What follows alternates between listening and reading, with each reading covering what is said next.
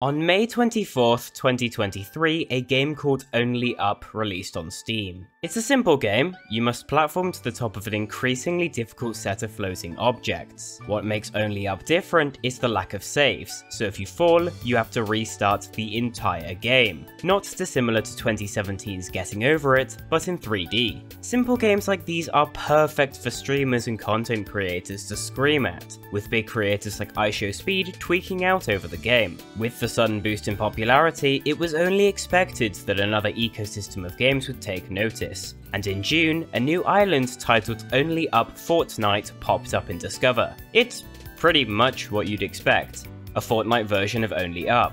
You tactical sprint and climb up to the top of a floating obstacle course, themed around the first 10 seasons of the game, utilizing the game's mechanics like water and bouncy tires in interesting ways. It's a well-designed map, if a little primitive, and it clearly resonated with people as it shot to the top of the game with numbers I don't think any other player-made game has ever seen, reaching a peak of over 113,000 players at the same time. It had more players than Epic-made games like Save the World, and it broke records for the most concurrent players in a creative map. This map was a phenomenon. Streamers like Nick30 would play it live, create funny and viral moments, and it would just keep growing and growing each and every day. Even Epic's own employees were sharing their scores. Of course, the creative community took notice, and everyone and their dog was suddenly releasing OnlyUp maps to hopefully jump on the trend. OnlyUp Chapter 2, OnlyUp PvP, OnlyUp on a bike,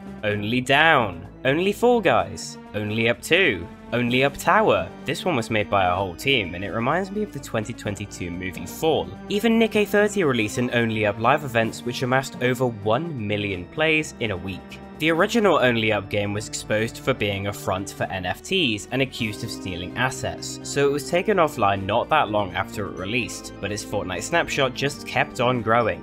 It could have at one point been considered free promotion for the original game, but with that out of the picture, it was the only way to play OnlyUp. The map stayed at a very high player count throughout July, before dropping off but still having more than 10,000 concurrent players through September. The map finally got recognized officially in a short promo video released on the Fortnite official socials, in a spot in a video that officially deems the genre vertical death runs in September. This was followed by its own dedicated promotion in August of 2024, over a full year after it blew up. Then, in October, a full interview was released on the Fortnite creative website to celebrate the success of the project. Today, it sits at a comfortable average of 3,000 players. It has seen dips. The lowest concurrence I've seen on it is around 400, but that is still very successful for a map, especially one that has not had a substantial update in a year. People still like OnlyUp, but the hype has passed and now it's down to a small but dedicated player base. Plus, it's still in Discover most hours of the day, even in some pretty high placements. I don't think I've ever seen anything like this before in my years studying this ecosystem, and maybe I never will again. I think vertical death runs just resonate with players. It reminds me of a previous map from 2021, Just Climb, where the objective was the same, but the environment and core gameplay was a little different. And that map also had some promo from Epic Games. It's not entirely surprising that a map like this took off. One of the very first creative maps to gain real notoriety was Scissor's Death Run back in 2019. So it's no shock that a new take on a beloved genre would do so well. I think it was only a matter of time before one map blew up. I'm just a little surprised it did this well. So why did it?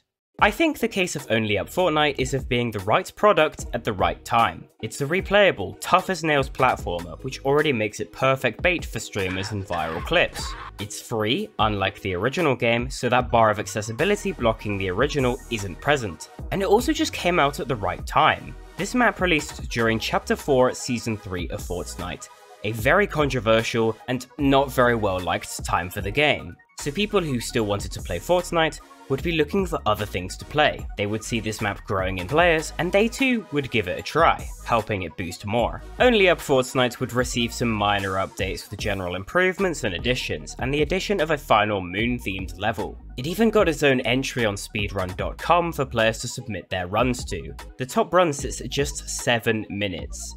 Insane. Someone get summoning Salt on this, dude. But by far the biggest updates were the addition of sequel maps over the coming months. Chapter 2 came first. It has a very similar design to the original, but with more interesting mechanics like zip lines and skydiving being added. Chapter 2 also had a massive boost in players, peaking at an incredibly impressive 46,000 concurrents, but ultimately had a bigger drop, averaging around 400 at peak hours. Around this time, a Chapter 3 map also popped up by a different creator, which started to gain some traction. The creators of the original, Army, took to Twitter to clarify they didn't make the map, and this made a lot of people really mad for some reason.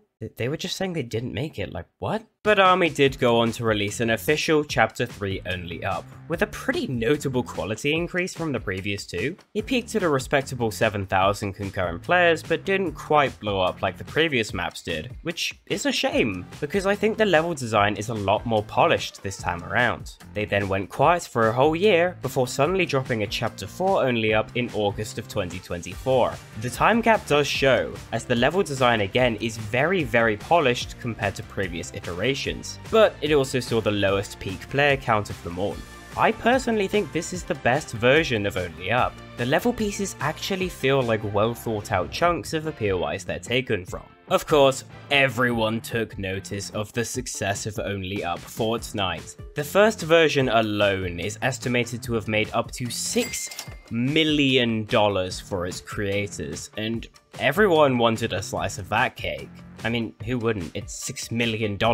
Epic Games themselves even made an OnlyUp, with Falling Up, a Fall Guys themed OnlyUp that dropped with the launch of Fall Guys Tools in Creative Mode. It's alright. And it doesn't even end at OnlyUp variants. Whenever a new game goes viral, a Fortnite version is sure to follow. Lethal Company? Check. Chains Together? Check. But nothing has ever truly seen the meteoric rise of OnlyUp Fortnite. And maybe nothing ever will again. Except, of course, my project, Jump Up Tower World, which is sure to generate millions.